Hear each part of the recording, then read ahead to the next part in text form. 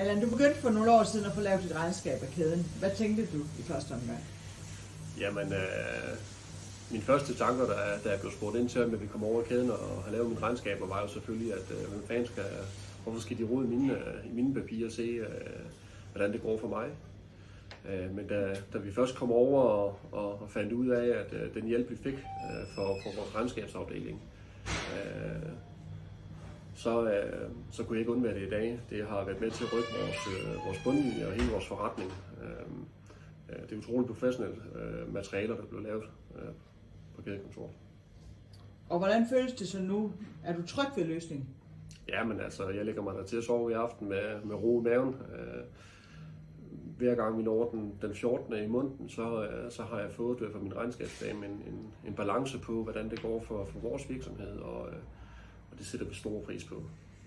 Hvor meget skal du selv lave for dit bogholderi?